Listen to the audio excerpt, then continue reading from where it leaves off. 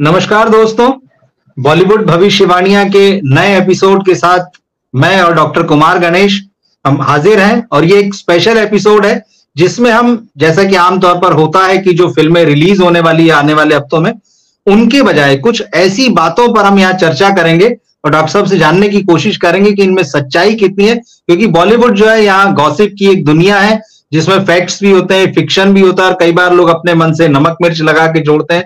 तो कई ऐसे मुद्दे हैं, जैसे कि आप टिकर पे देख रहे होंगे कि रणवीर सिंह का कैरियर क्या खत्म हो गया है, क्या फ्यूचर है।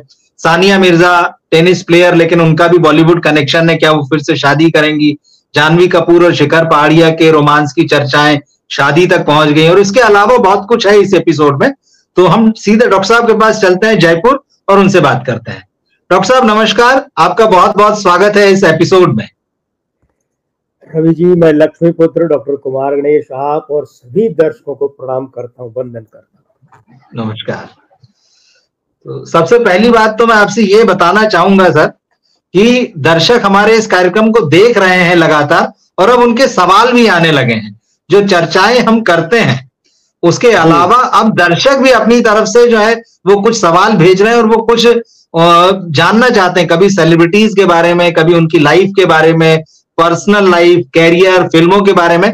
तो इस बार से जो है हम कुछ दर्शकों के भी सवाल शामिल करेंगे और मुझे बड़ी खुशी है कि हमारे दर्शक हमारे इस कार्यक्रम को देख रहे हैं और आप में उनका भरोसा बढ़ता जा रहा है। उन्हें लग रहा है कि आप उनके सवालों के सही सही जवाब देंगे, अच्छे से उनको चीजें बताएंगे। कोशिश कर जी। तो चलिए, जैसे कि हमने यहाँ स्टिकर में सबसे पहले रणवीर सिंह का मामला लिखा हुआ है और अब तो वो पिता भी बनने वाले हैं। सितंबर में दीपिका पादुकोण प्रेग्नेंट है। लोगों ने उनको अंबानी की शादी में देखा और उसके अलावा भी उनके प्रेजेंस हुए हैं। तो शुरुआत में भले ही ऐसी कुछ खबरें उड़ती रही कि भाई क्या किसी विज्ञापन को लेके या किसी इवेंट को लेके इस तरह की कुछ फेक है या, लेकिन अब सारी चीजें क्लियर हो चुकी। लेकिन असली मुद्दा फिलहाल ये है रणवीर सिंह का कैरियर। रणवीर सिंह ने जो अपने कैरियर की शुरुआत तो जो है बड़ी धमाकेदार की थी, मतलब बैंड बाजा बारात से लेके लेडीज वर्सेस रिकी बहल, उन्होंने संजय लीला भंसाली के साथ 3 बड़ी फिल्में की। उसी के सेट पर या उन्हीं की शूटिंग के दौरान वो जो है दीपिका से मिले, उनका रोमांस हुआ, शादी हुई, ये सारी चीज। लेकिन पिछले कुछ समय से, खास तौर पे 2018-19 के बाद से जो है रणवीर सिंह का कैरियर एकदम जो है वो ढलान पर आ गया। उनकी फिल्में जो नहीं चल रही, मैं आपको बताऊं 83 जो 2021 में आई थी, ये सबसे पहली फिल्म थी। उसके बाद जयेश भाई जोरदार उनकी आई, सर्कस आई, ये दोनों फिल्में बहुत बुरी तरह से पिटी बॉक्स ऑफिस पर। रॉकी और रानी की प्रेम कहानी जरूर थोड़ी उनको राहत मिली, लेकिन एक सबसे बड़ी बात जो हुई है इस बीच में कि उन्होंने कई फिल्में या तो जो साइन कर ली थी या जिनकी चर्चाएं चल रही थी वो या तो बंद हो गई या रणवीर सिंह ने छोड़ दी या उनकी अभी तक शूटिंग शुरू नहीं हुई। जैसे मैं अपने दर्शकों के लिए बता दूं कि जैसे साउथ में प्रशांत वर्मा जिन्होंने हनुमान बनाई थी, उनकी राक्षस रणवीर सिंह ने छोड़ी। संजय लीला भंसाली उनको लेके बैजू बावरा शुरू करने वाले थे, कोई खबर नहीं, बंद हो चुकी कहा जा रहा। शंकर जो साउथ के बड़े डायरेक्टर हैं, वो अपनी फिल्म अन्नियन का रीमेक करना चाह रहे थे, वो बंद हो गई। मुकेश खन्ना जिनका पॉपुलर टीवी शो जो था शक्तिमान, उसमें रणवीर सिंह शक्तिमान बनने वाले थे, फिर वो मामला डामाडोल दिख रहा है। करण जौहर की तख्त जैसी फिल्म बंद हो गई थी। डॉन जो है 3 उसका अनाउंसमेंट हो गया, लेकिन अभी शूटिंग अगले साल होगी। मतलब कहीं से रणवीर सिंह का कैरियर आगे बढ़ता हुआ नजर नहीं आ रहा है। आपका क्या विश्लेषण है सर? रणवीर सिंह के साथ एक सबसे बड़ा जो ज्योतिषीय दोष है जी, उसकी तरफ मुझे लगता है कि किसी भी सक्षम ज्योतिषी ने उन्हें ध्यान नहीं दिलाया है। निराकरण तो खैर, परिहार तो बहुत दूर की बात है, क्योंकि मुझे लगता है जब उस तरफ किसी ने ध्यान ही नहीं दिलाया है, उनका ध्यान ही नहीं गया है, तो निराकरण तो खैर बाद की बात है। वो ये कि इनकी दादी जी फिल्म जगत से जुड़ी हुई थी जी। अच्छा, दूसरी बात क्या है, ये साधना के संबंधी, ठीक है, एक्ट्रेस जी हाँ। तो यहाँ ये देखे जाने वाली बात है कि दादी होती है पिता के रिश्ते में, फिर पिता की माँ को दादी कहते हैं, यानी कौन सा वो पितरी, लेकिन है स्त्री। दादी, दादा नहीं, दादी जी। स्त्री और पितरी पक्ष है, पुरुष का पक्ष है स्त्री। इसे हम कहते हैं पितृदोषों का विरोधाभास। इस विरोधाभास को बहुत आराम से हम रणवीर सिंह के हर पहलू में अभिनय में देख सकते हैं। इस बात को यूं देखिए कि रणवीर सिंह के अब तक के करियर में दो फिल्में इन्हें मिली जिनको हम मंगल प्रधान कह सकते हैं। एक तो जिसमें खिलजी का रोल किया पद्मावत जी, दूसरी अपने रोहित शेट्टी की फिल्म क्या नाम था उसका? हाँ, सिम्बा जी। वो तो पुलिस वाले की थी, तो मंगल प्रधान ही थी, लेकिन उसमें आप ध्यान दीजिए उसमें रणवीर सिंह अमिताभ बच्चन की उनका घटिया कैरिकेचर करते नजर आते हैं। जैसे अमिताभ बच्चन ने शहंशाह में पुलिस वाले के साथ कॉमेडी, अमिताभ बच्चन दिलीप कुमार के बाद वो आदमी है जब हीरो ने कॉमेडी शुरू की। बिल्कुल। रणवीर सिंह सिम्बा में क्या मंगल प्रधान, देखिए रणवीर सिंह का भाग्यांक 9 है, 6 जुलाई 1985, भाग्यांक 9, भाग्य का मालिक मंगल है। तो उन्होंने किया सिम्बा में, लेकिन जोकर की तरह किया, कॉमेडियन ही लग रहे थे वो उसमें, सीरियस पुलिस वाले तो 2-4 सीन छोड़ के लगे ही नहीं कभी। अच्छा, दूसरा उनका क्या है, मंगल है, जुलाई का है। अब ध्यान दीजिए, मैं एक अभिनेता की और बात कर रहा हूँ जो अगली फिल्म में आए, रोहित शेट्टी की इससे अगली फिल्म में आए, और जिनके अभिनय को आंखों का अभिनय कहा जाता है, अजय देवगन। अजय देवगन, उनका नाक बहुत बुरा है, नाक बहुत बुरा है, क्योंकि वो खुद ही कहते इतनी सिगरेट पीते थे, उनकी आवाज डूब गई सिगरेट में, लेकिन उन्होंने अमरीश पुरी की क्या किया, अपनी नाक वाली आवाज को अपना हथियार बना लिया। अमरीश पुरी की सारी आवाज कहाँ से आती? नाक से। उन्होंने लेकर के उसको ऐसा बना लिया कि वो अद्भुत आवाज बन गई। तो अब अजय देवगन के एक्शन में क्या है? स्थिरता है, मंगल प्रधान, बोलने में स्थिरता है, आंखें। रणवीर सिंह के यहाँ क्या है कि भाग्यांक 9 होते वो ऐसे ऐसे रोल करते हैं कि जो रोल ऐसे लगता है ये तो कोई कॉमेडियन ही कर लेता। मंगल प्रधान आदमी को ठहरा हुआ एक्शन करना चाहिए। याद कीजिए, हमने प्रभास और अक्षय कुमार की बात की तो यही अंतर बताया था दोनों के एक्शन में। बिल्कुल। 9 सितंबर अक्षय कुमार ये भी प्रभावी मंगल वाले हैं। तो रणवीर खिलजी वाला देखिए आप, खिलजी वाला 10-20% छोड़ दे तो 80-90% ठहरा हुआ एक्शन था। बहुत पसंद किया गया उन्हें इसमें, बहुत पसंद किया गया था इस रोल में उन्हें। और उनके कैरियर की एकमात्र फिल्म है जिसमें चाहे वो खलनायक का रोल था, लेकिन जिसमें लगा कि रणवीर सिंह एक्टिंग कर ही नहीं रहे, तो लगता है कि उनसे हो ही नहीं रही है, कोशिश कर रहे हो नहीं रही है। इसमें एक चीज मैं कहना चाहूंगा यहाँ पे, आपने जिस तरफ इंडिकेट किया तो अब मेरा भी ध्यान गया कि रणवीर सिंह ने जितने रोल किए हैं, चाहे जैसे हम बैंड बाजा बारात ले लें या लेडीज वर्सेस से शुरू करें, चाहे सर्कस तक आए, रॉकी रानी, इन फिल्मों में कई फिल्में जिसमें वो एक्शन कर रहे हैं जिसको आप मंगल प्रधान कह रहे हैं, लेकिन उनके कैरेक्टर में डायरेक्टर ने कहिए या उन्होंने कहिए एक कॉमिक एलिमेंट रखा है।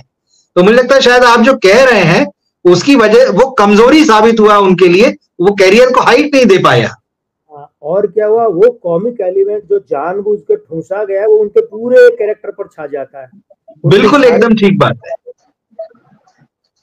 जितने गुण है सब गुणों को दबा, वो पूरा ऐसे लगता है सिर्फ ये कॉमिक कैरेक्टर है।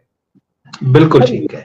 ये मूल गड़बड़ तो पहली तो वो कि दादी, पिता की माँ और स्त्री, पुरुष और स्त्री का मिश्रित दोष, पितृदोष को, दूसरी ये कि अपने भाग्य के अंकों के विरुद्ध जाकर भूमिका। अब आप देखिए गोलियों की रासलीला, रामलीला, एक्शन उसमें भी है, बिल्कुल है, एक्शन को कोई याद नहीं रख रहा है। और अजय देवगन ही एक्शन हीरो, इन्होंने भी कम एक्शन रोल नहीं किए हैं, लेकिन इनकी एक्शन हीरो की पहचान ही नहीं, कहां से इनके हर एक्शन विदाउट एक्शन लगता है, क्योंकि कॉमिक हावी हो जाती है, कॉमेडी हावी हो जाती है। तो ये इनको, एक तो रणवीर सिंह को कोई ढंग का ज्योतिषी मिले, देखिए डायरेक्टर और वो तो बेचारे बहुत है, लेकिन स्टारडम के आगे सब हाथ जोड़े खड़े रहते हैं, क्योंकि बस हिंदी फिल्मों में पिछले 2-3 दशक से एक्टर इतने हावी हो गए कि वो प्रोड्यूसरों को बर्बाद करने लगे। हावी पहले भी रहे, 50 दशक में, 60 में हमेशा रहे, वो प्रोड्यूसरों को बर्बाद नहीं करते थे, एक दिलीप कुमार के अलावा। दिलीप कुमार ने कई प्रोड्यूसरों को अपनी स्टारडम में बर्बाद किया है, और वो दिल दिया दर्द लिया वाले कारदार ने तो बहुत टॉप की मंजिल से कूद के आत्महत्या कर ली थी। ठीक। तो ये तो चीज है ना, कोई ढंग का ज्योतिषी मिले जो समझाए कि भैया भाग्य में ये संकेत है, आप उनके विरुद्ध जा रहे हैं, चलित अंक 7 है, ये मासांक 7 है, और चलित का अंक जो है वो 2 और 7 है, स्त्री अंक है। आप देखिए रणवीर सिंह में आपको कई बार ऐसे नहीं लगता ये औरतों वाली तरह बर्ताव कॉमेडी और सीन क्यों कर रहे हैं? औरतों वाले फिल्में छोड़िए, आप ठीक है, फिल्में छोड़िए, पब्लिक अपीयरेंस जो होते हैं, इनके कपड़े जो होते हैं, जिस तरह से फूल पत्ती वाले, कभी लहंगा पहन के आ जाना, या जो बिल्कुल वो दिखाई देता है। बिल्कुल ठीक कह रहे हैं, मतलब इनकी फितरत में एक महिलापन है जो इनके बिल्कुल सूट नहीं करता। अब आप मंगल लिए हुए हैं, आप अपने आचार विचार व्यवहार में सब में स्त्रीपन डाले हुए अपने अंदर, फिल्म के, तो बताइए इन विरोधाभासों में कोई आदमी कब तक चलेगा? तो हुआ ये कि जैसे ही इन विरोधाभासों के प्रधान अंक बृहस्पति और शनि आए, अंक 3 और 8, उम्र का 38वां साल, यानी 2022 से 2023, यानी कि 6 जुलाई 2022 से इनका समय खराब शुरू हुआ। अब आप फिल्में देख लीजिए, वहीं से इनकी फिल्में पिटती जा रही है, या कमा भी ली है। 21 से शुरू हुआ है, अक्टूबर मुझे लगता है शायद फिल्म आई थी 83 जो थी उनकी, लगभग उसी के आसपास ही है चीजें, 2-4 महीने का ऊपर नीचे रह सकता है, तो लगभग वहां से 21-22 से इनका समय गया। ये समय पिछले 6 जुलाई को बहुत बुरा हो गया, अभी वाली नहीं, 22 वाली। अच्छा, 6 जुलाई 2000, आपने जिन फिल्मों की भी बातें कही है ना, डॉन 3 और वो शंकर वाली और वो सख्त वाली, हाँ, ये बिल्कुल, ये सब इसी के बाद है। 6 जुलाई 2022 ये एक के बाद एक बंद होती थी, बिल्कुल ठीक कह रहे हैं आप। मतलब उससे पहले तो फिल्में थोड़ा थिएटर तक तो पहुंची, ठीक है, हाँ। ये तो फिल्में इनकी तो भ्रूण हत्याएं हो गई, बनी ही नहीं भाई। ये तो वैचारिक स्तर पर ये टेबल वर्क हुआ और इनके साथ से, तो अब ये क्या है, अभी इनको चल रहा है उम्र का 40वां साल, इनका बुरा वक्त अब आरंभ हुआ है। अब आप कहेंगे अभी तो आप कह रहे थे 2021-22 से, अब ये तो अगर मैं कह रहा हूँ शुरू हो रही है तो समझिए वो तो ट्रेलर था, इनका बुरा वक्त शुरू हो रहा है, हुआ है अभी 6 जुलाई, अभी गई हुई 6 जुलाई से शुरू हुआ है, और ये अभी क्या चलेगा। हाँ, ये जो 40वें वर्ष का अंक 4 है, ये इनके मूलांक 6 का विरोधी है, और 9 जो है भाग्यांक उसके साथ अंगारक विस्फोट की थी, तो इनको फिल्में तो ऑफर होगी बड़ी बड़ी, बड़े बजट, बड़ा डायरेक्टर, बड़ा प्लेटफॉर्म, बड़ा सेटअप और बड़ा एक्शन, मतलब ये उड़ाना वो उड़ाना, बचेगी ऐसी। और वो शूट के लिए स्टूडियो धरातल पर आ पाएंगी कि नहीं, रिलीज भी हो पाएंगी कि नहीं, जैसे सुभाष घई के साथ अमिताभ बच्चन ने देवा मुहूर्त किया था, बनती तो क्या विस्फोटक बनती, लेकिन मुहूर्त से आगे बढ़ पाई क्या? आपने शूटिंग शुरू हुई, बंद हो गई। आपने जिन फिल्मों का रणवीर सिंह के जिक्र किया वो तो मुहूर्त तक भी नहीं पहुंच पाई। ठीक बात है। एक बात और, इनके विवाद, बड़े विवादों का समय इस 6 जुलाई से शुरू हुआ है, बड़े विवादों का समय। ये 40वें में चलेगा, फिर उसके बाद 41वां वर्ष है, वो भाग्यांक 9 और अगला वर्ष 9, उन दोनों का घोर विरोधी है, 9 उसका विरोधी है। क्या अच्छा होगा? तो प्रभु की कृपा और चमत्कार हो तो उम्र के 41वें साल में कुछ अच्छा हो सकता है, यानी कि 5 जुलाई 2026 तक का तो सिलसिला खराब ही है इनका। ये 2 वर्ष तो भयंकर परीक्षा के इनके। मगर इसी बीच जी, मगर इसी बीच जो है गुड न्यूज आने वाली है उनके यहाँ पर, मैं उसी पे आ रहा हूँ कि इसी बीच 40वें साल में पितृदोष के अंक में पिता बनने वाले हैं। ठीक, इस बात को यूं समझिए कि बरसात के मौसम में बीसीसीआई ने क्रिकेट मैच रख दिया, और वो भी बड़ी टीमों के बीच में, बरसात का मौसम मानसून में रख दिया। तो नहीं कि रोज बरसात आए, लेकिन मानसून रखना भी तो अपने आप में खतरा है। तो 40वें साल मानसून इनकी उम्र का, इसमें इन्होंने बड़ी टीमों का मैच रख दिया, यानी इनके घर डिलीवरी होने वाली है, संतान आने वाली है। तो मेरा बहुत बहुत बहुत बहुत बड़ा सुझाव है इनके लिए कि ये अकेले माँ बगलामुखी, विचित्र हनुमान जी और भैरव के अनुष्ठान में बैठे और हर महीने 9-9 दिन नहीं तो कम से कम 3-3 दिन करवाएं, जिससे आने वाली संतान का खुद का भाग्य बहुत बड़ा प्रबल हो, और उस संतान के कारण इनके और संतान की माता दीपिका जी जो है उनके भाग्य में प्रभु करे किसी भी तरह का अवरोध नहीं आए। क्यों? क्योंकि दाम्पत्य इनका बहुत संवेदनशील है, और 2 संतान प्राप्ति के बाद में तो इनका दाम्पत्य और ज्यादा संवेदनशील हो जाएगा। हमारी शुभकामनाएं, आशीर्वाद है भावी बच्चे को, बच्ची को, जो भी आए संतान को, किंतु समय विपरीतता की ओर संकेत कर रहा है। एक बात। दूसरी बात, विचित्र हनुमान जी का जब ये अनुष्ठान करवाएंगे तो हनुमान जी का होता है मंगल अंक 9, इनका भाग्यांक है 9। तो एक तो ये ध्यान रखे फिल्मों में रोल के हिसाब से, लेकिन रोल तो बेचारे डायरेक्टर लाते ही है ना एक्शन वाला, और उसमें कॉमेडी डाल के उसका ऐसा खतरा करते हैं। तो इनको चाहिए कि विचित्र हनुमान जी के हवन अनुष्ठान नियमित करवाते रहे, और नियमित फैमिली डॉक्टर की तरह अपना कोई फैमिली अंक ज्योतिषी या विशेषज्ञ रखें जो इनको ये बताए। क्योंकि वास्तविकता क्या, एक बात बताइए रवि जी आप, कि यश चोपड़ा को क्या कोई मूर्ख फिल्मकार मानता है? कोई मूर्ख युग जो ऐसा मानेगा? यश चोपड़ा इतने प्यारे और समझदार ज़हीन, फिल्में तो ऐसे लोग कई तो माथे से पैदल होते वो भी फिल्में बना लेते हैं, लेकिन बड़े ज़हीन किस्म के। अब बताइए, उन्होंने कभी कभी फिल्म में रिस्क लिया, रोमांटिक फिल्म बनाई, लेकिन उस फिल्म के पोस्टर पर क्या लिखा? KABHI, दूसरे में KABHIE। बिल्कुल, उन्हें पता ये क्या कर रहा हूं मैं।